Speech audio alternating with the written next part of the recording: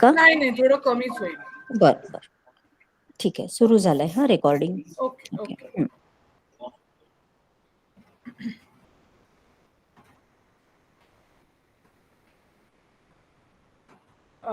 Namaste.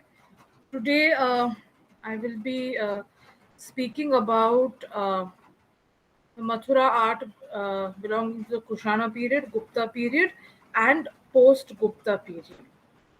Now, image worship in Hinduism, when we are talking about images of Hindu deities, dates back to the pre-Mauryan period. The Mathura school of art produced icons of Vishnu, Shiva, Surya, Skanda, Durga, Lakshmi, Kubera, even Saptamatrukas for that matter, Mahishasura Mardini. So, all these kinds of sculptures were produced in the Mathura school of art, and we find a very formalized iconography when it comes to the art of the Kushana period, the Mathura art of the Kushana period.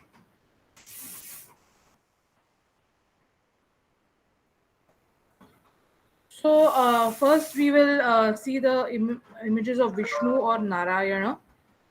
So, images of Vishnu or Narayana or Vasudeva Krishna are found in abundance in the Mathura school of art, especially from the Kushana period.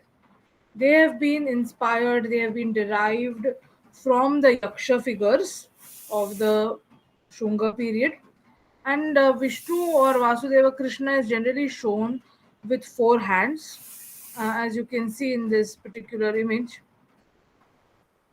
And he holds the Gada, Chakra, Jalapatra, or Shankar. Now, this object that he is holding in this hand is not very clear. Some scholars say that it is a Jalapatra. Some scholars say that no, it is a Shankar. It's Shankar, that is Panchajanya.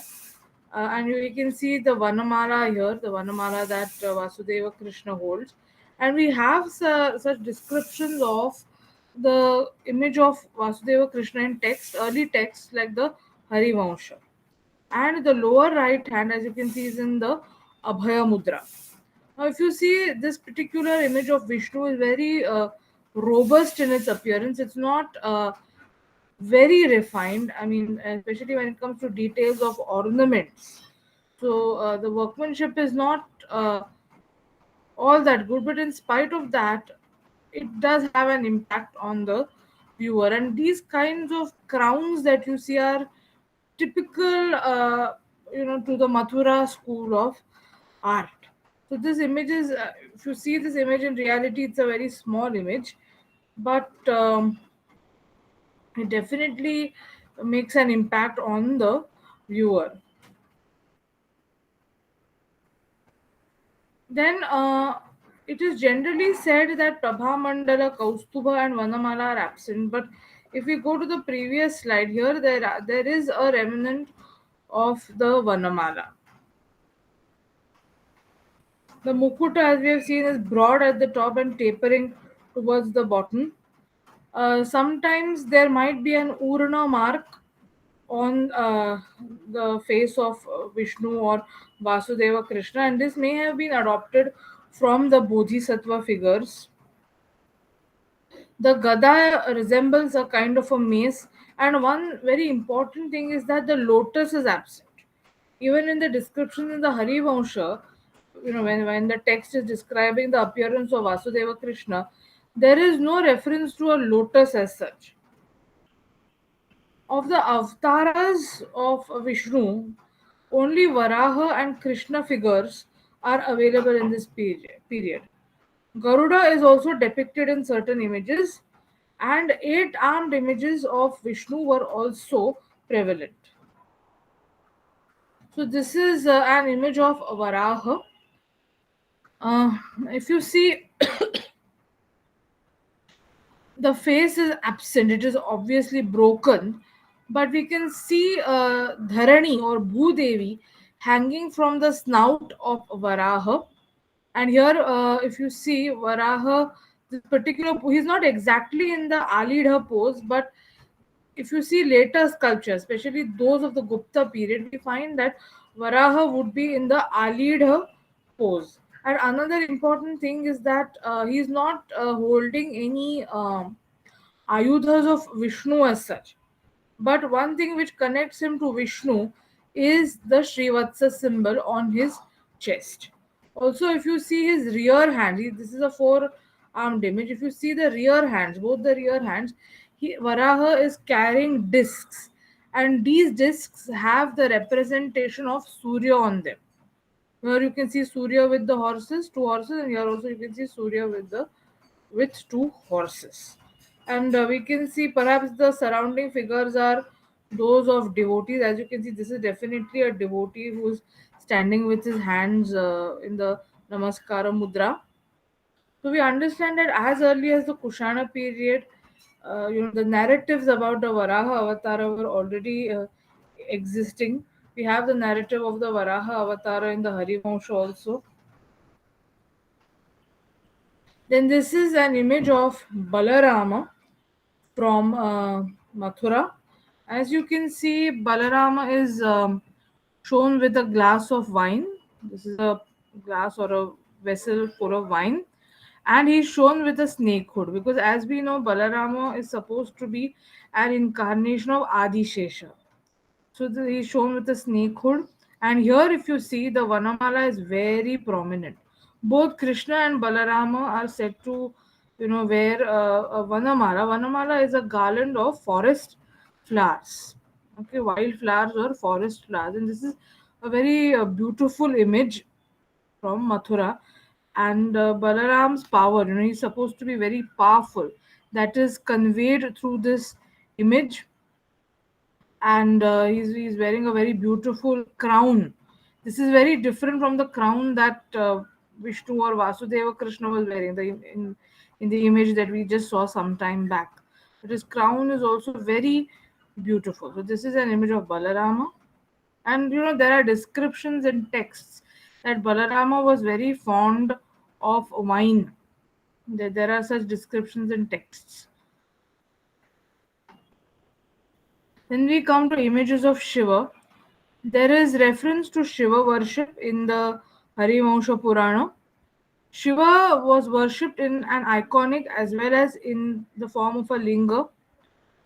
Shivalingas were worshipped by both indigenous people and foreigners, that is the Shakas, and even Mukhalingas were also worshipped. Now, in this image that we are seeing on the screen, these people are definitely Shakas. Now, on what basis do we say that they are Shakas? We say they are Shakas based on their costume. And if we see, they are worshipping a Shivalinga, and some scholars say that this is the original Shivalinga, the representation of the original Shivalinga in the temple of Bhuteshwar in Mathura. Bhuteshwar is one of the important Shiva temples in Mathura. In fact, it is the most important Shiva temple in the Mathura region. And here we can see that these shakas are offering flowers or flower garlands to the Shiva lingam. This is definitely a part of a larger panel, but only this part has uh, been saved. It has survived. And here you can see different fruit and bird motifs.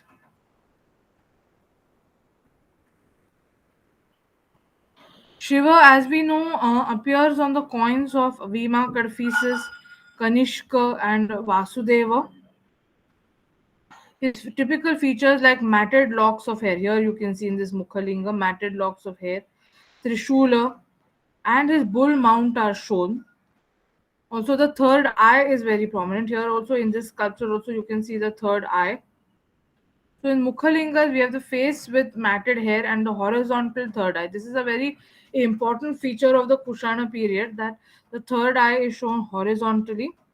And even Ardhanarishwara images are also found in the Kushana period. So here you can see this is Ardhanari Shiva. Here you can see one half is Shiva, the other half is Parvati. Then you have Vishnu. Then this is goddess Lakshmi, and this is Kubera. So you can see Kubera with a bag full of money. This is one of the important iconographical features of Kubera. Then, when it comes to images of Shakti or female deities, we have images of Lakshmi, Mahishamardini, Vasudhara, Matrukas, Hariti, and Saraswati. So, this particular image that you're seeing is that of Lakshmi. It's a very beautiful image, and it she's showing pressing one of her breasts, and this is a symbol of motherhood. This is a symbol of fertility. And Lakshmi, or Shri, as we all know, is a goddess of fertility, abundance, plenty.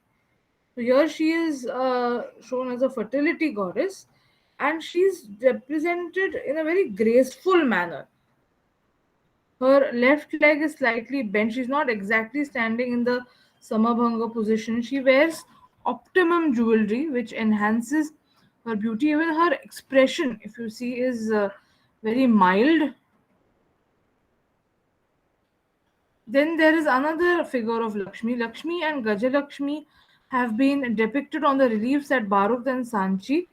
And this motive of Gajalakshmi was common to all three: Hinduism, Buddhism, and Jainism. Then in the Mathura art, we find four kinds of Lakshmi images. First is a seated two-armed Lakshmi with a lotus in her hand. Here, as you can see in this particular image, she's shown two-armed with a lotus in her left hand. Then we have standing Lakshmi with lotus in one hand. Then we have Gaja Lakshmi. And then we have Lakshmi emerging from lotus creepers rising from a vase. So these are the four kinds of Lakshmi images that you find in the Mathura school of art. Nipu Joshi has noted that the images of goddesses belonging to the Kushana period have this kind of a canopy over their heads. Now, what is the exact implication of this canopy is not known, but many of the goddesses have this kind of a canopy over their heads. The images of goddesses which belong to the Kushana period. Then we have Durga, we have the Mahishamardini form, and generally the upper hands carry a sword and shield, and the lower right hand has a trident, and with the lower left hand she's holding the buffalo. Here her upper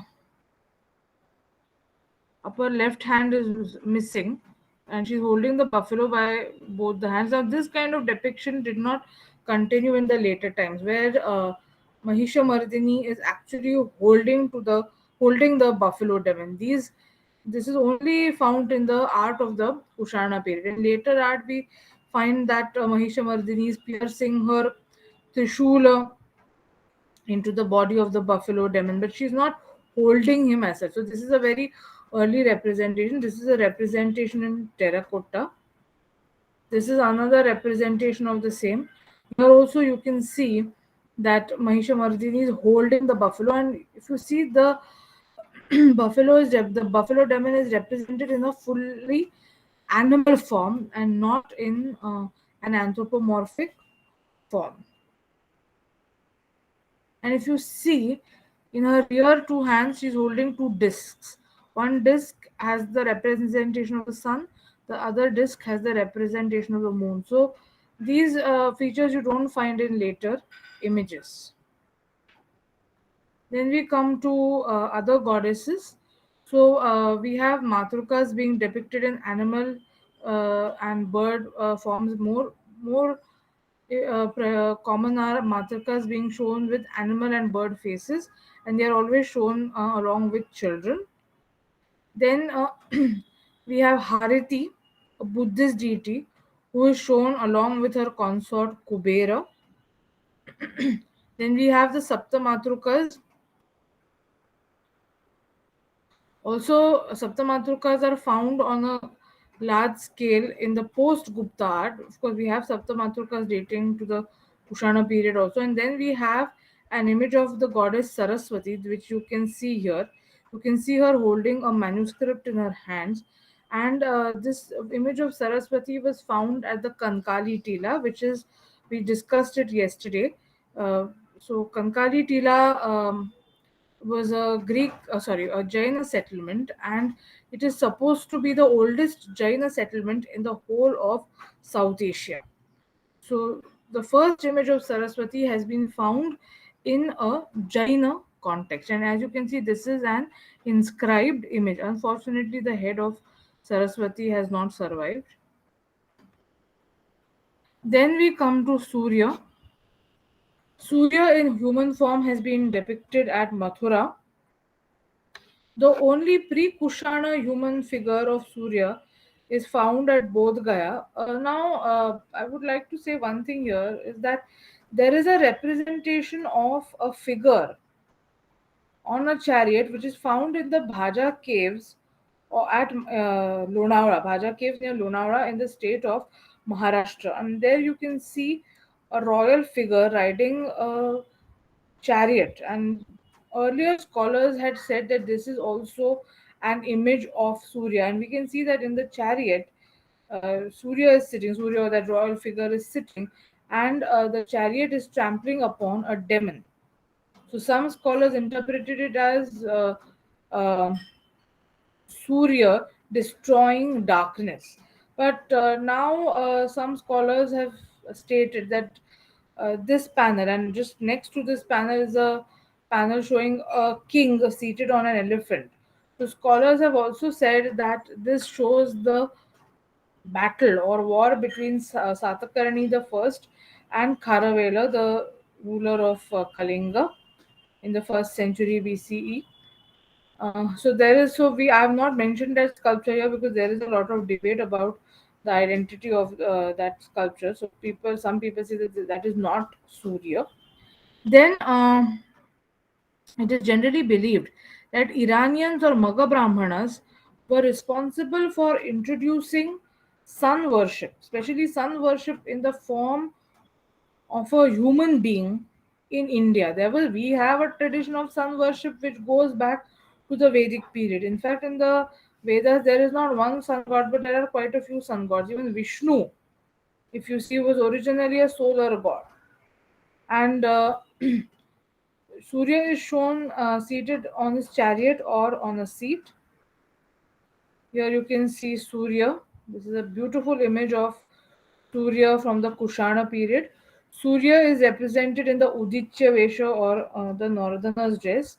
He wears a long coat, flat round headgear. Now, if you see, this headgear is very different from the headgear of Balarama or Vishnu that we saw, Vasudeva Krishna or Balarama that we saw.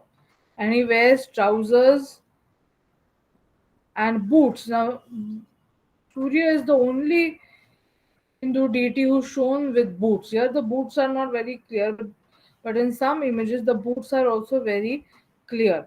And this style of depicting Surya in this manner continued till the medieval period. Of course, there were changes. And the Dwadashaditya mound in Vrindavan near Mathura was supposed to be a center of a site of sun worship. It was also the site of a Bhagavata shrine dating back to the Shunga period, but it was also the site of a perhaps a sun temple. We have not found any remains, but it was definitely a site meant for sun worship as well. This is another image of Surya. Surya is seated on his chariot. And what is noteworthy here are these pair of wings which are attached to Surya. Then we come to Kartikeya. The worship of Kartikeya was also very much prevalent in the Kushana period. And here we see a beautiful icon of Kartikeya. He's holding the Shakti or spear in his left hand, and his right hand is in the Abhaya Mudra. And if you see, he is wearing some kind of a lower garment. And I had mentioned yesterday that the lower portion of the body is not treated very well in the Kushana period art of Mathura. So here also you can see that leg portion is not all that refined compared to the other, the rest of the body. Also here also he is wearing minimal jewelry. He wears a beautiful crown. Now, if you see, there's so much of variety in the headgears of, the images of the Kushana period. We find a lot of variety, and if you see the this particular hand, which is in the Abhaya Mudra, is at an angle. It is not facing the viewer as we see in later art. So this is also another important feature of the Mathura art of the Kushana period. Then we come to images of Kubera. Images of Kubera are found in a plenty in the Mathura region, and he is generally shown with Lakshmi and or Hariti. So here you see Lakshmi next to Kubera, and we have Hariti here. Hariti is also holding a glass of wine, and here is Kubera. He is also holding a glass of wine, and he is shown pot bellied.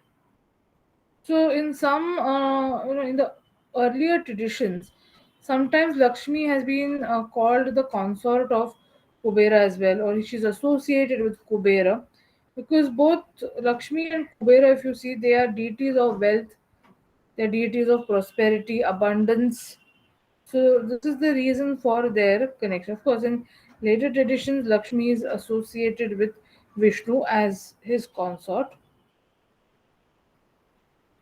And if you see, all the three deities have their right hands in the Abhaya Mudra. Here also you can see those canopies over the heads of Lakshmi and Hariti. Here also you can see a beautiful crown of Kubera, slightly different from the crowns that we have seen till now. So this is another image of Kubera belonging to the Kushana period. And as we know, Kubera was the king of the Yakshas. He is shown with a corpulent body, a pot belly. Here, the pot belly is not that prominent. A wine cup. Here, there is no wine cup, but there is a bag of money. We can see that he's holding a bag of money. There are also images of semi celestial deities like Yakshas, Yakshinis, Nagas, and Bachanarian saints. Kushana period inscriptions refer to the temple of the Naga deity Dadhikarna in the vicinity of Huvishka's Bihara. There is a reference to Dadhikarna even in the Vulgate edition of the Harivansha.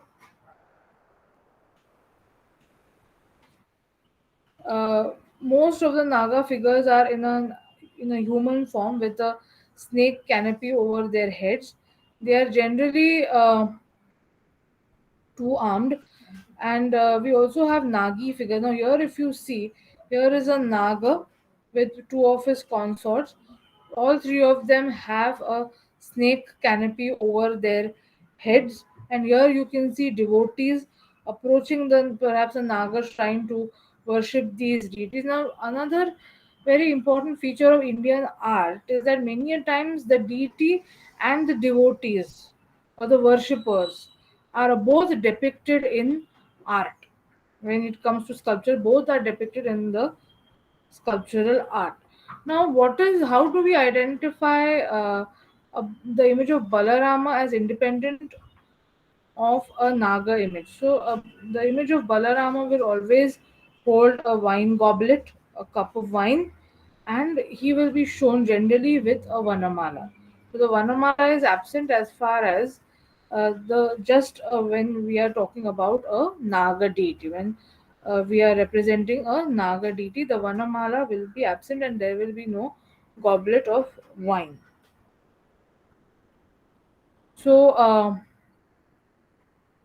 we also have Nagi figures, female Nagas being shown in the art of Mathura. Then we come to the railing pillars of Mathura. These railing pillars were mostly found in the context of Buddhist monasteries, and Vasudev Sharan Agarwal has a beautiful thing to say about these railing pillars. He says, and I quote, "The highest perfection of Mathura art is seen in the carving of its railing, comprised of uprights, crossbars, and copings, all of which were ornamented with decorative motifs and design showing great originality and a richness greater than even that of Bharhut. The railing pillars have been carved with lotus medallions. They also have the representation of yakshis or madanikas, and a lot of these railing pillars with yakshis or madanikas were found at the Bhuteshwar mound, which was the site of a Buddhist settlement, and they were also found at the site of Sanghor in the Punjab. And these railings are actually copies or emulations of wooden railings. Now, these pillars were square in section. They are generally divided into three sections on the front side. So, we have a protruding veranda, as you can see here, with two individuals, sometimes a couple. Here, you can see a couple in it. Then, a male or female figure carved in the middle register in bold relief, as you can see this particular Yakshi, as you can see her. And in the third part, we have a dwarf yaksha or simply a dwarf in a crouching position, as you can see here. He is called a guhyaka. Now, guyhakas are also, assistants, or we can say somewhat like, assistants or servants of Kubera. And here you can see this beautiful Yakshi. If you see, she's also standing with a, I mean, she's not standing straight, as you can see. She's not in the Samabhanga position, and she is being represented in a very voluptuous form, and she has very heavy breasts and very wide hips.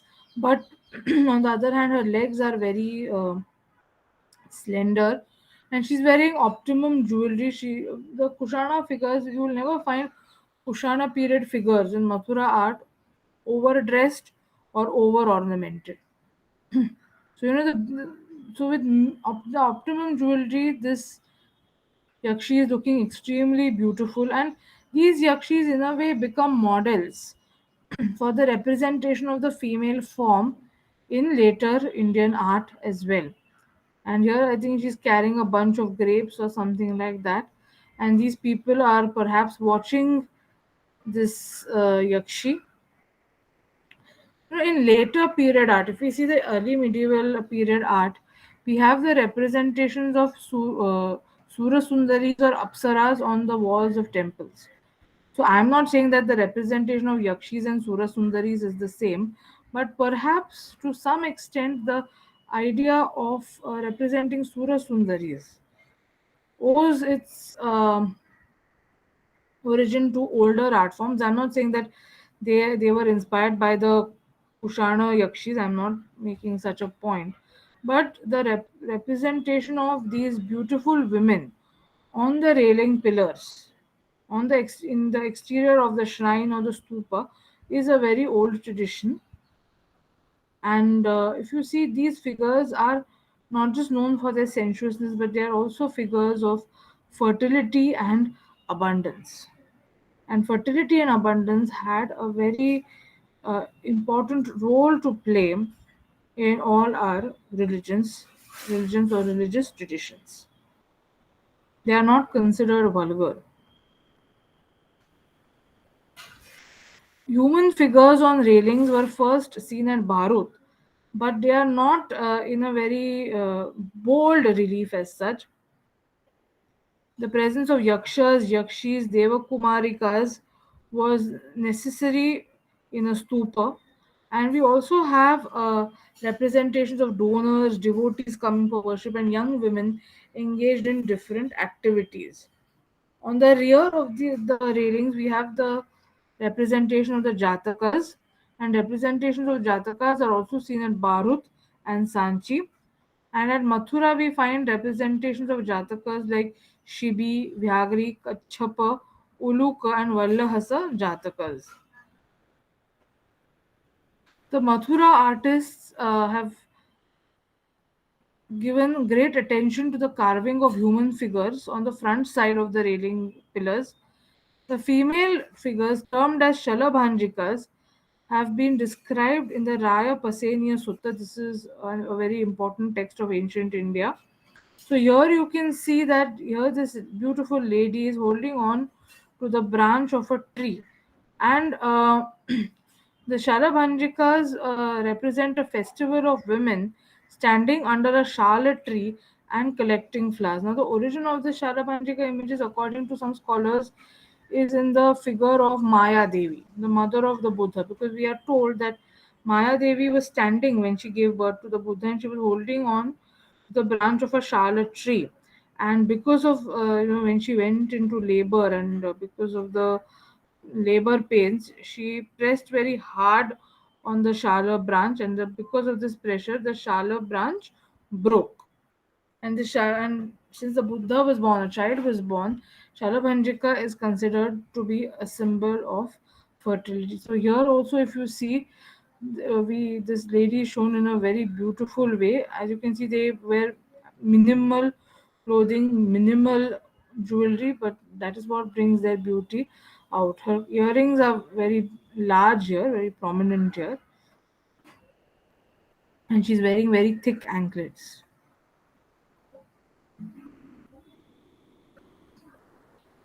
As far as the Mathura Vedikas are concerned, we have the introduction of different motifs centering around various amusements of ladies and sports, which were known as Krida Vihara. So, if you see, these ladies are engaged in different kinds of Kridas or sports. So, we have women in the pose of an Ashoka Dohoda. This was another symbol of fertility. It has also been mentioned in the play Malavikagnimitram of Kalidasa. Then we have water sports or Jalakrida. Then there is a scene where we see that a woman is drying her wet hair after a bath, and the drops from her hair are being drunk by a swan. Such kind of a description is found in the Matsya Purana. Then we have a Shuka Sarika, that is a lady playing with a parrot. Then we have a woman holding a sword, Khadga Dharini. Then we have the Putra Vallabha motif, where we have a woman holding her child. Then we also have a woman watching her facial reflection in the mirror, as you can see here. And these women, as I have already said, are mostly nude with optimum jewelry. They're very shapely. Nowhere are they out of shape. And you can see the body contours very clearly. And we have a very shapely representation or presentation of the human body. Nowhere are they out of shape. So, very beautiful, well balanced, shapely bodies are seen. So, these are a few other examples of the Mathura Yakshi. So here you can see this Yakshi carrying uh, a few flowers in her hands, and here you can see these two individuals from galleries who are looking at her. Now, according to a few scholars, these figures which are seen in the gallery, in the veranda, are the Nagarakas or the very refined citizens of Mathura who were real connoisseurs of beauty. The Nagarakas have been also mentioned in the Kama Sutra of Vatsyayana. So these are the Nagarakas, and these are the Yakshis, as you can see from Bhuteshwar. They have been kept in the Indian Museum in Kolkata, and here you can again see the Nagarakas. The exact implication of why the Nagarakas have been shown here is not clear, but here also you can see the Yakshis in different poses. Now here also there is a difference in their hairstyles, in their jewelry, their waistbands, their clothes. So the variety is another important feature of the Mathura art of the Kushana period. You find a lot of variety in the depiction of figures. Even if you take the example of just Kubera figures, even in case of Kubera figures, we find a lot of variety. Then we come to the Mathura school of the Gupta period. Just a minute.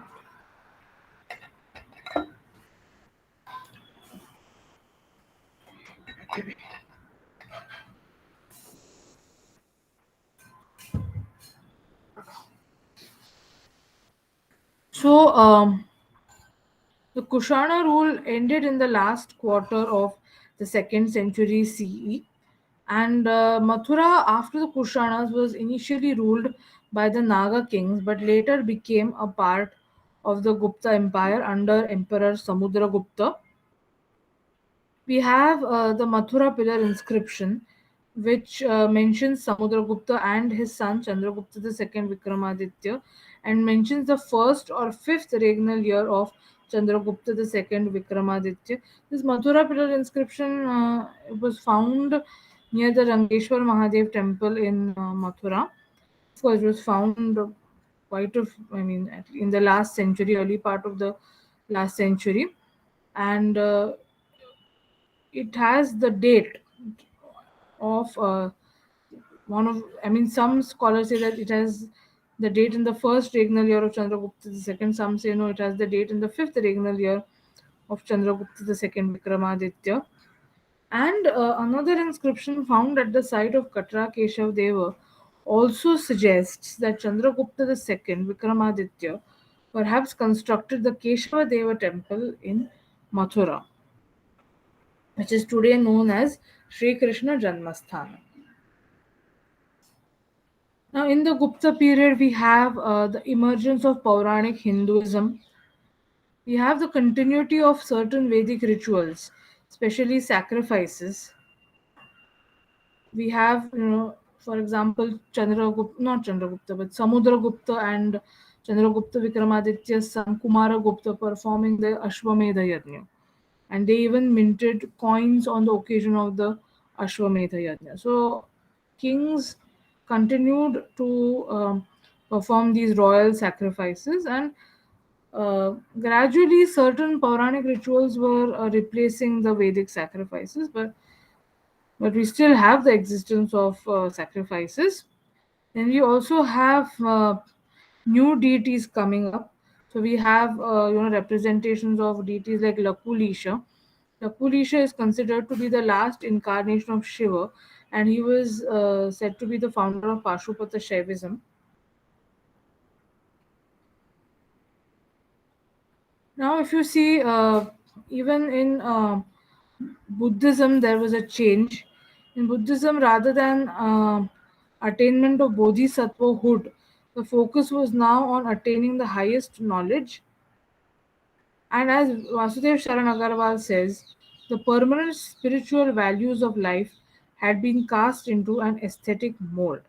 Even the Gupta period images are not overburdened with ornaments. The figures are more lively and vibrant compared to the earlier periods. Components of nature are less frequently depicted. Then we also have figures of divinities shown with curly hair, long earlobes, arms reaching the thighs, and all these are the Mahapurusha Lakshanas. The iconographic schemes also underwent a change. We have the reflection of emotions on the faces of images. So, the spiritual enlightenment, peace, serenity, which was felt by the Buddha, for example, are beautifully reflected on the face of the image. So, the Gupta period art is an art of the spirit rather than just the physical form. We have a gradual shift from realism to idealism. The art of the Gupta period is very ideal. So everything will be very proportionate, very beautifully done. And now by the time we come to the Gupta period, the artists were already very well versed in stone carving. They had accumulated experience over generations, and this resulted in them creating very beautiful and images with very ideal features. Foreign elements in art were either discontinued or they were Indianized, and we have the combination of the inner feelings with the outer expression. So, here is an image of Buddha. You can only see the face here, and we can see the curly hair. The curly hair is absent in many of the Kushana period images. We have the long earlobes, the Pralamba Karna Pasha. And if you see this expression on the face of the Buddha, it is very calm, it is very serene. The eyes are the eyes are supposed to be half closed in meditation, and the lips are full. These are all features of the art of the Gupta period. There is a Prabha Mandala also behind the head of the Buddha, and whatever feelings he underwent after he attained Sambodhi are beautifully reflected on his face. He has attained the perfect knowledge, he is totally at peace with himself. There is nothing in this world which can disturb the Buddha. He is steadfast in his spiritual practices. So, according to Nipu Joshi, elegance and balance are the two distinct features of Gupta art. What are the features of the Gupta art of Mathura? First is that the Gupta period sculptures of the Mathura school of art are much lighter and refined than the Kushana sculptures. The Kushana period sculptures are a bit bulky, they are a bit heavy. But when we come to the Gupta period, the images are more slender and they give a sense of lightness and not heaviness. Then, this is very important, facial expressions reveal the inner peace and contentment of the figures, and we have the attitude of divine love and kindness. Physical features become more idealized from realistic. Eyes became Eyes assumed the shape of petals of a lotus flower, that is Kamala Nayana. Vishnu is many a times described as the one having eyes like a lotus. He's called Pundarikaksha.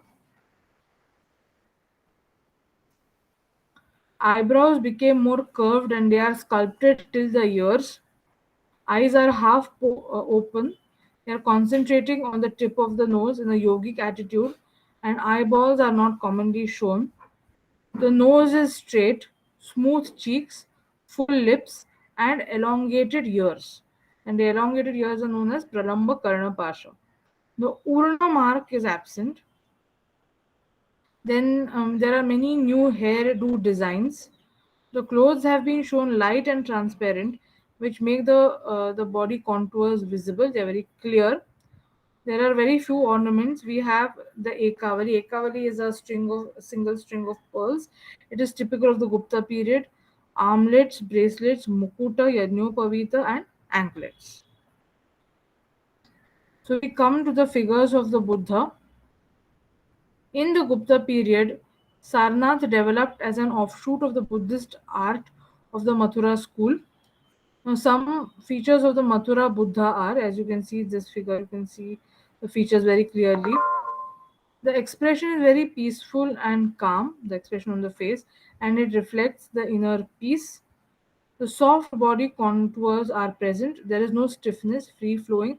So even if this image is in the Samabhanga position, there is no stiffness in this image. Then the Sanghati has been shown with fine, well spaced lines covering both the shoulders. Here you can see this very clearly. The folds are not heavy like the Kushana period. There are fine lines, and the Sanghati is covering both the shoulders. Then we have the highly decorated Prabha Mandala. This is also seen at Sarnath, and this is a reflection of the radiation of knowledge. You can see this Prabha Mandala here. And the head of the Buddha is shown with curls. Here you can see these curls on his head. There is no Urana mark, which was a prominent feature of the Kushana period. The Abhaya Mudra is not raised as high as the shoulders. In the Kushana period art, if you see, the Abhaya Mudra was raised up to the shoulders, it was raised very high. No figures in between the feet of standing Buddha images. No wheel symbols on the palm.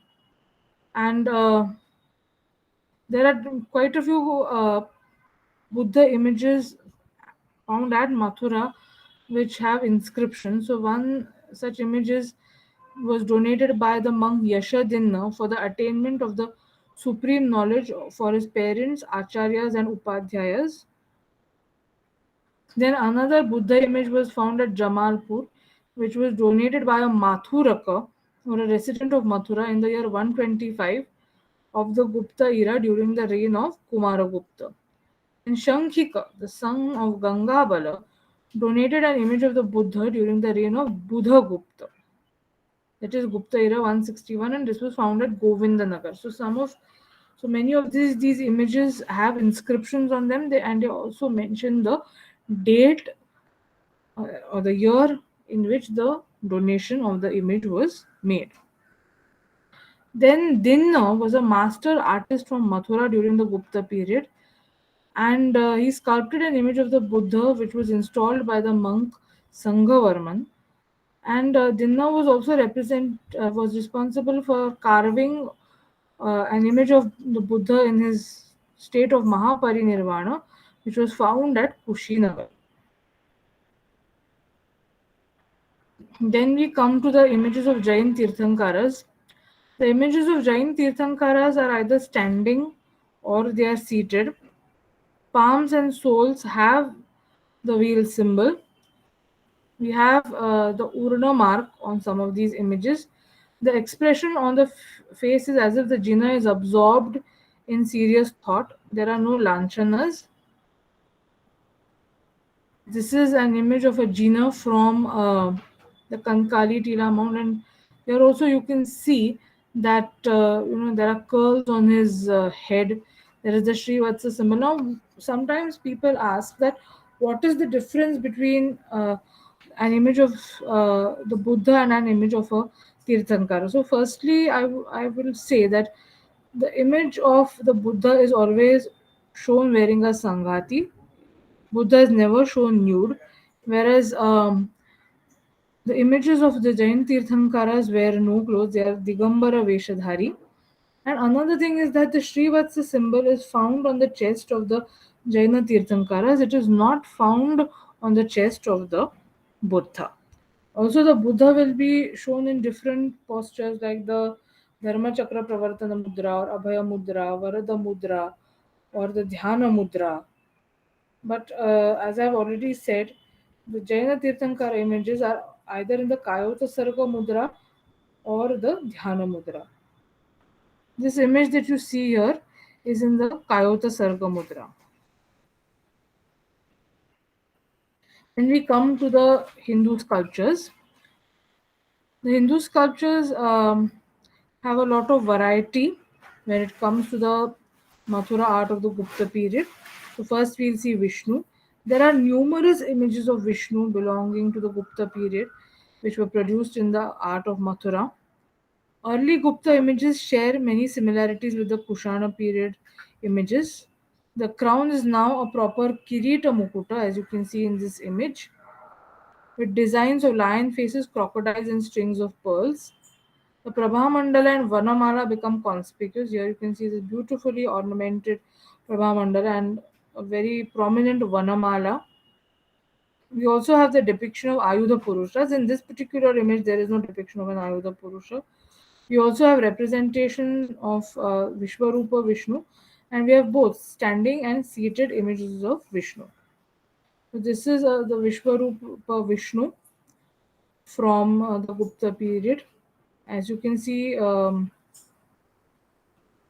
the right of Vishnu, we have the lion face, and to its left, we have the face of Varaha. And there are different figures which have been carved. So, this is obviously not a complete panel, but this shows Vishwarupa Vishnu.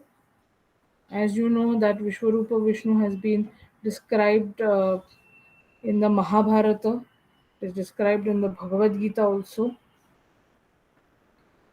Then this is the Vaikuntha Chaturmurti of Vishnu belonging to the Gupta period. Now, if you see, there is far more refinement compared to the Kushana period, and there are new iconographical forms coming up.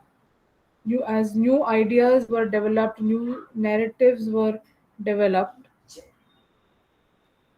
We have new iconographical forms coming up, and here, as you can see, this is Vaikuntha Chaturmurti of Vishnu. So here we have the boar aspect, here we have the lion form. So this Vaikuntha Chaturmurti, according to some scholars, has its origins in the Vyuha worship of the Pancharatras, the Pancharatra Vaishnavas. Then this is Vikrama Vishnu, that is the form Vishnu took after the Vamana incarnation. Typical, it has the typical Gupta features of the crown, and the Vanamala is there. There is the Prabha Mandala. Of course, I don't personally find this image to be very dynamic, and somehow, the power of Vikrama, which is seen in later images, does not come through very well in this particular image. But nevertheless, it is one of the earliest Vikrama figures.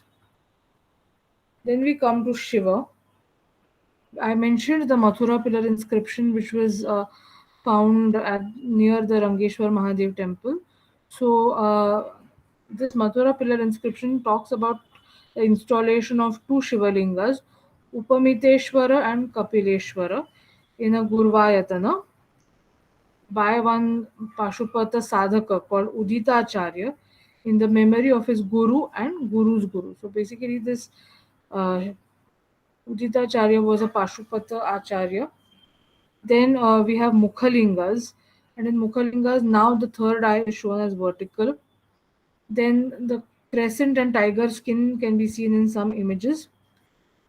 We have a figure of Lakulisha with a Lakuta shown inside a Chaitya window, and this is one of the earliest images of Lakulisha. Then we have images of Surya, Kartikeya, Harihara, Lakshmi, Gajalakshmi, Durga, Ganesha, and Kubera. Here is an image of Shiva. You can see his jatas very clearly. This is, I won't call it a very refined figure, but see now here also this belongs to the period, the transitory period between Kushana art and Gupta art. So here if you see, the right hand is raised above the shoulder and it is in the Abhaya Mudra and it is slightly at an angle. It's tilted.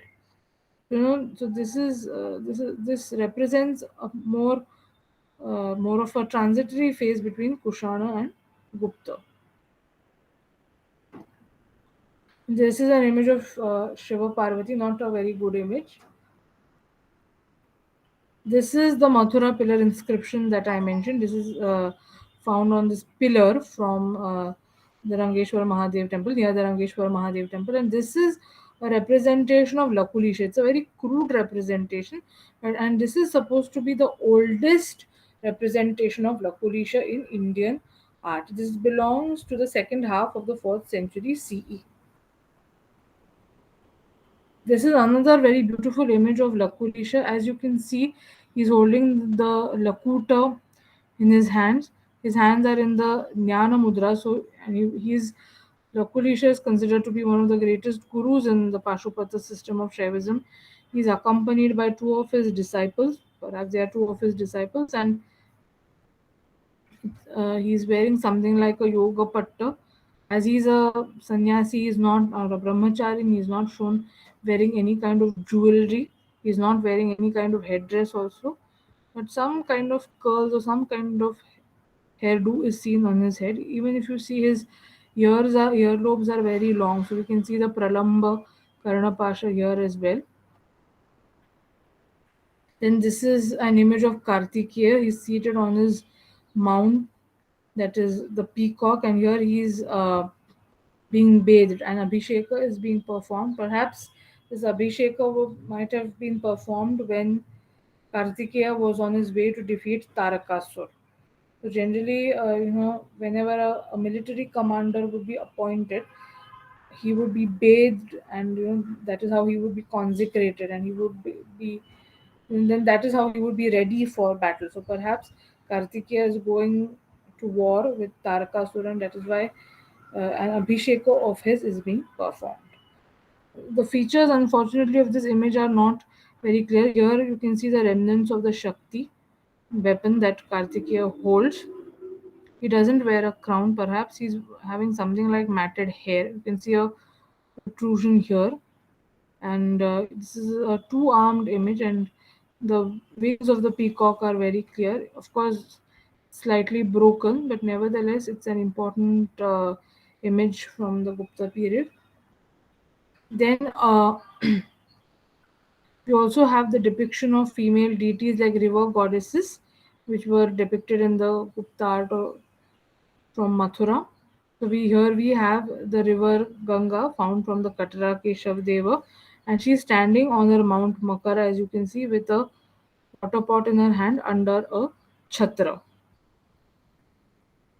Here the water pot is not very clear, but you can see remnants of the chhatra here. And if you see, she's not as voluptuous as the figures of the Kushana period, but she's very graceful. She's slightly more graceful than the figures that we saw in the Kushana period. Then we come to post Gupta art. Now, according to N.P. Joshi, the elegance, simplicity, and power of expression, which were the main features of the Gupta art, are lost, and emphasis is on voluptuousness. Now, what happens in the post Gupta period is that there is more attention given to the physical aspects of the image rather than the inner or the spiritual aspects. So, there is more ornamentation, there will be more detailing when it comes to the ayudhas. So, we find a lot of images being carved even in the post Gupta art of Mathura. The red mottled sandstone was no longer used, and instead a buff colored stone was used here, as you can see in this figure of Vishnu. Then sculptures are more bulky, as you can see, and short in height, not slim and well balanced like the Gupta figures. Then the figures are round with long elongated eyes, as you can see here. And if you see, the face is not just round, but it is also a bit chubby compared to the Gupta period images. So the cheeks are quite chubby compared to the Gupta period figures. Then the number of ornaments increases. In some images we have many, the deity or the image wearing many ornaments. Carving of meticulously carved combed hair can be seen between the forehead and the crown. Most of the sculptures are found in the form of slabs, and the number of sculptures in the round decreases. The union of the physical body and the spiritual elements is completely lost. There is more emphasis on the outer form, as I already said. So, garments, ornaments, they are given more attention. The eyes do not look inward, but look at the devotee as if from a height. The number of figures of Tirthankaras and Buddha decreases drastically. Now, Lanchanas appear along with Tirthankara images, and we also have the depiction of attendant Yakshas and Yakshi. Now, here is an image of Parshvanatha, which is attendant Yaksha and Yakshi. Independent sculptures of Jaina goddess like Ambika and Chakreshwari can be seen. Here is an image of Ambika. Ambika will be always shown with a child, and she'll be also shown with a lion. Then, as we've already noted, number of Buddha figures also decreases. No bodhisattva images are found belonging to this period, and the reason why we have a decrease in the number of bodhisattva, Buddha, and Jaina images is that gradually Buddhism and Jainism were in a state of decline in Mathura, and Hinduism had taken precedence. Also, you don't really find images of yakshas or nagas also belonging to this period. So, among the Hindu deities, if you see, we have first will discuss about Vishnu. So the main deity is shown with attendants, devotees, and subordinate figures. This is a very universal feature of early medieval art, where the figure of the main deity will be shown along with many attendant deities and just regular attendants as well. The panel is full. It's not just the deity and his consort or the deity and her consort, but even if the deity is shown individually without his or her consort, there will be a lot of attendants, devotees, and subordinate deities which will accompany the image, which will be shown along with the main image. Now, if you see this particular image of Vishnu, a lot of attention is given to his Kirita Mukuta. Even his Gada, if you see, his mace, if you see, there is more detailing, There is, of course, there is definitely a lot of refinement, but the naturalism which was found in the previous schools of art of Mathura is not there, does not continue in the early medieval period. Also, if you see his garments, like these decorations that you see, there is a lot of attention given to detail. And this is Sheshashai Vishnu, not a very clear image, but here you can see the lotus emerging from the navel of Vishnu and Lakshmi pressing his feet. And this is Uma Maheshwara, they are seated very close, and here Nandi is shown, and even Ganesha is shown here. And as I've said, there are other attendants. And this is Surya. This is a beautiful image. Lot of attention being given to the detail. And here the seven horses of Surya's chariot are very clearly shown. We have Aruna, his charioteer. Then we have the typical, attributes of Surya, the two full-blown lotuses in his hands, and he's shown seated in some shrine, perhaps, with beautifully ornamented pillars. But if you see the face of Surya, it is expressionless. It does not have the beauty of the Gupta period images. Then this is a panel of the Saptamatrakas. All of them are shown with children suckling at their breasts. And they are shown in the company of Bhairava, Veenadhari Bhairava, and Ganesha. Then this is another panel showing Kaumari, that is the female aspect of Kumara or Kartikeya, Vaishnavi, and Varahi.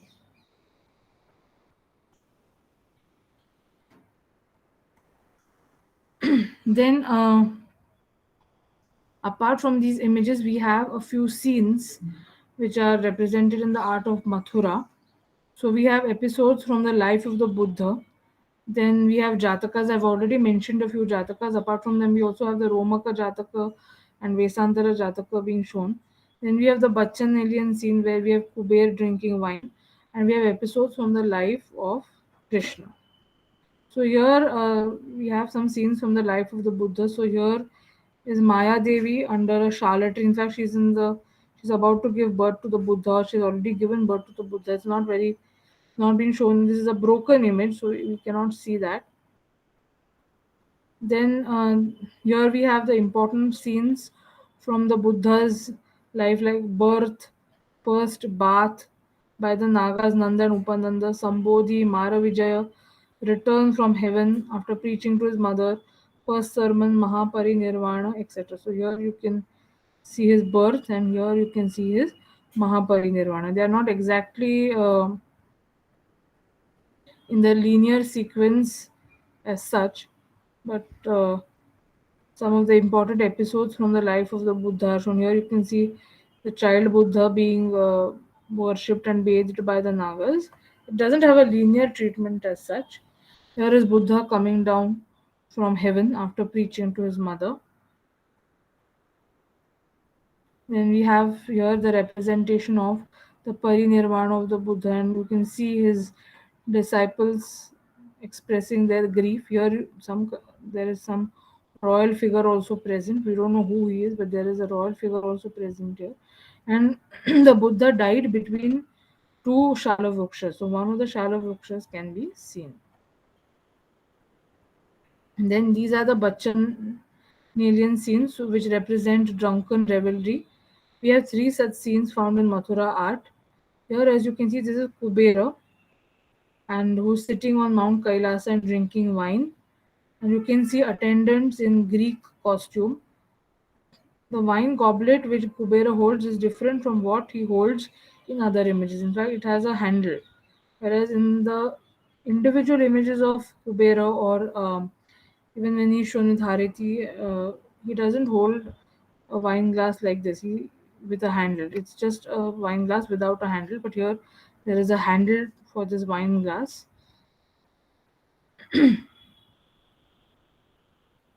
Then this particular panel is supposed to represent Vasudeva carrying Krishna across the Yamuna from Mathura to Gokula.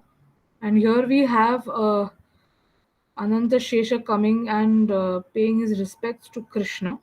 But there are some differences of opinion among scholars as far as the identity of this sculpture is found. Now, the thing is that we do not have any such description in the Harivamsha, and this particular image belongs to the Kushana period, and even a major portion of the Harivamsha also belongs to the Kushana period.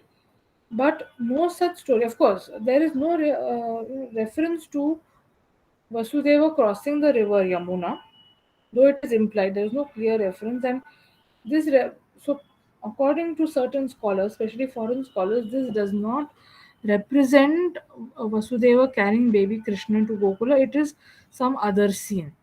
What other scene it is, they do not specify. But according to them, this is not representing Vasudeva carrying Sri Krishna. But in later descriptions, we find that Vasudeva is carrying Sri Krishna across the river, and then Ananta Shesha appears. Then he holds his canopy over the baby Krishna to protect him from the heavy rains. So, but this is some episode from mythology. Then here, this is a very beautiful image found from Gatashram. Gatashram is a mound near Vishram Ghat at Mathura, and here we can see Krishna lifting the Mount Govardhana. And here you can see the depiction of cows and two cow herds. Perhaps these are two cow herds. And here also, Krishna is wearing beautiful earrings, minimal jewelry. He's just wearing an ekavadi. Then he's wearing armbands. So minimal jewelry, but the beauty of the image is coming through. Then this is Krishna killing or rather defeating Kaliya. This is from the Gupta period. Unfortunately, it is broken, cannot be seen clearly. So now I come to the end of my lecture. By the 13th century CE onwards, Mathura art began to decline. We have the resurgence of Krishna Bhakti in Mathura in the 16th century CE. The icons which are now worshipped in the temples at Mathura or Vrindavan are supposed to have been discovered by Goswamis, or they appeared in front of the Goswamis. These images have no artistic legacy of the Mathura school of art. This is very important. New art forms like Sanji and Phul Bangla developed in association with the temples of Braja, and we find that the creative spirit of Braja, or the Mathura region, still lives on. No style of art can be studied in isolation. Any form of art is a product of its times and circumstances. Any school of art has to be seen along with its geographical, economic, social, political, and religious contexts. Art, as we all know, is an expression of man's creative spirit, and the Mathura School of Art will always be a golden chapter in Indian history. Thank you so much.